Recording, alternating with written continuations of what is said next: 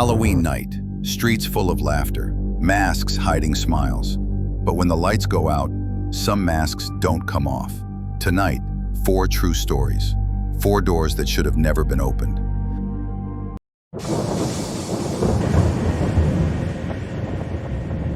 My name is Aaron, and I'll never forget what happened that Halloween night.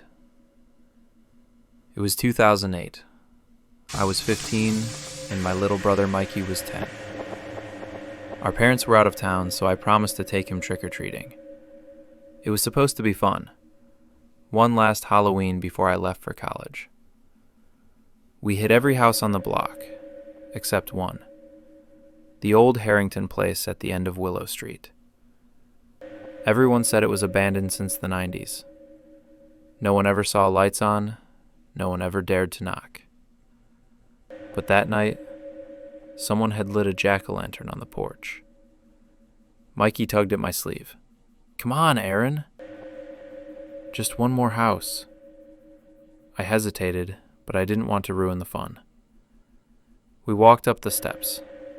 The pumpkin's smile was crooked, carved too deep, like a wound. The door was slightly open. "Trick or treat," Mikey said, his voice echoing inside. A man's voice answered. "Come in. The candy's inside." We both froze. I looked inside. The hallway was dark, except for the glow of a single candle on a table. A metal bowl sat beneath it, full of candy. But there was something wrong about the way the candies were placed. Each piece perfectly aligned, as if measured. Mikey ran in before I could stop him. The door slammed shut behind him. I pounded on it, screaming his name. "Mikey!" Then the man's voice again. Calm. Too calm. "You shouldn't have let him in." I tried to break the door down. Nothing. I ran around the house. All the windows were covered, nailed from the inside. Then I saw it through one of the cracks. A figure, tall, wearing an old clown mask, standing over Mikey. Mikey wasn't moving. I broke the window, climbed through, and grabbed the first thing I could, a broken piece of wood. The candle was still burning. The wax melted into the shape of a smile. And on the wall, photos. Hundreds of them. Kids in costumes. Different years, different faces. Each photo had one thing in common. The same jack-o'-lantern. The same house. I don't remember what happened next clearly. Just screams. Running. Blood. When the police came, they found me unconscious on the lawn. The house was empty. No man, no Mikey. But there was one new photo on the wall. Me. Standing in the doorway. They say on Halloween, some doors don't lead to candy. They lead to someone waiting to finish what started years ago.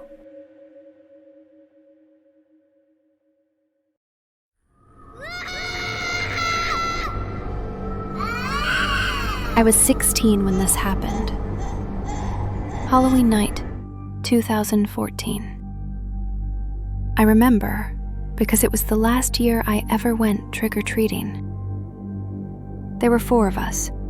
Me, my best friend Kayla, her cousin Ben, and a boy I secretly liked, Ryan. We'd been walking for hours, our bags full of candy, when we noticed a small house at the very end of the street.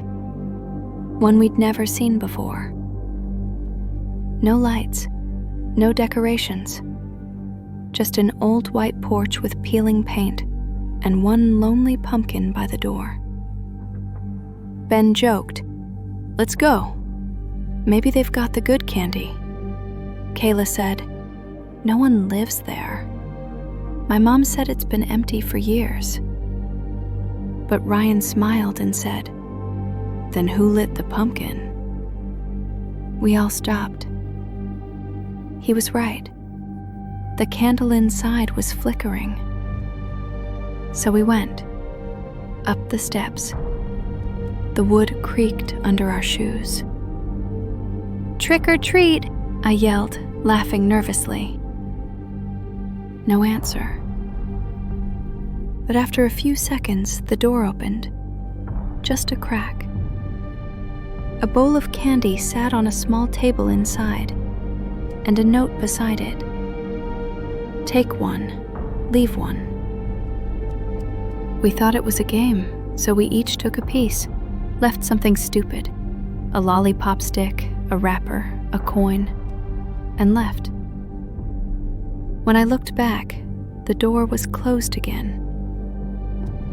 That night, I couldn't sleep. There was this tapping sound at my window. Soft, rhythmic. I looked outside. Ryan was standing there, still wearing his costume. But something was off. His face looked pale, almost gray. He smiled and held out something in his hand. The candy he'd taken from that house. "You forgot to leave one," he said. Then he vanished. The next morning, Kayla called me crying. Ryan hadn't come home that night.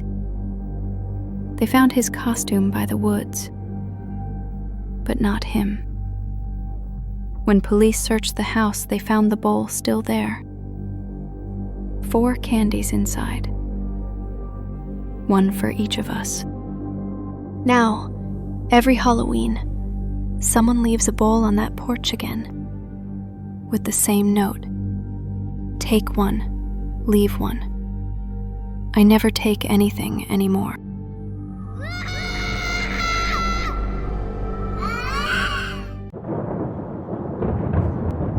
Are you awake?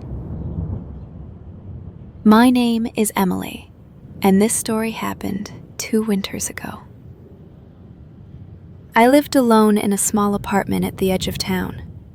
It wasn't fancy, just an old building from the 70s with paper-thin walls and a single window facing the streetlight. Every night before bed, I used to open that window just a little, just enough to feel the cold air on my face. It helped me sleep. Until the whispers started. The first night, I thought it was a dream. A soft voice from outside the window saying, "Are you awake?" I remember freezing under the blanket, eyes wide open, listening. But when I looked outside, nothing. Just the flickering streetlight and the snow falling quietly. I laughed it off the next morning. I told myself it was the wind, maybe the pipes. But the next night, it came again. "Emily." This time it said my name. No one should have known my name. I had just moved there. I shut the window that night. I even pushed a chair against it. But around 3 a.m., I woke up again. Not from the sound, from the cold air brushing my cheek. The window was open. And then I heard it. That same whisper. Only this time, it wasn't outside. It was right next to my ear. "Don't close the window again." The next morning I called the landlord. He swore no one else had a key to my room. When I told him about the whispers, he went silent. Then he said something I'll never forget. The last tenant, she said the same thing. She used to sleep with that window open too. We found her, by the window. He hung up. That night, I nailed the window shut, and I moved out 2 days later. But every winter, when the wind blows against my new apartment window, I still hear it. Are you awake? Some windows don't open to the outside world. They open to something that never left.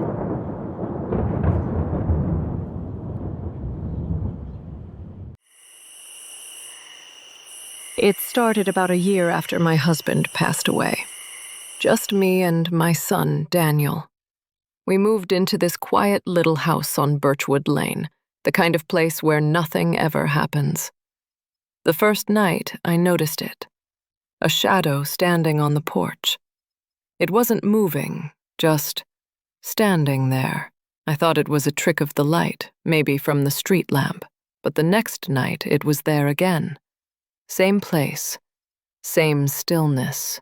Every time I turned on the porch light, gone. Every time I turned it off, it came back. After a week, I stopped sleeping. I started leaving the curtains closed, keeping Daniel close to me. One night he asked, "Mom, who's the man on the porch?" I froze. "What man, honey?" "The one who waves when you're asleep." That's when I realized it wasn't just me seeing it. I set up my phone by the window that night, recording. The porch was empty for hours. Then, at 3:17 a.m., the motion sensor light flickered. And there it was, a tall figure, standing at the edge of the porch, face hidden in shadow, head slightly tilted like it was listening. Then it stepped forward, closer, and right before the light went out, I saw something in its hand. A small photo. When I checked the footage the next morning, the screen went static right when it stepped closer, but in the final frame, just before the camera cut out, I could see the photo clearly. It was me and Daniel sleeping in our bed. I called the police. They searched everywhere, found nothing, but one of the officers stopped by the next day. He said something that chilled me. "Ma'am, the porch camera caught something else before it glitched." "What do you mean?" "A note. On your door." He handed it to me inside a plastic bag. It said, "I didn't come in. You called me." I nailed the door shut that night. But every dawn, before the sun rises, there's a shadow waiting for the light to go out again. If you like these stories, it would mean a lot if you subscribed and left a like. Thank you for listening. This is Hollow Frequency, where fear has a frequency.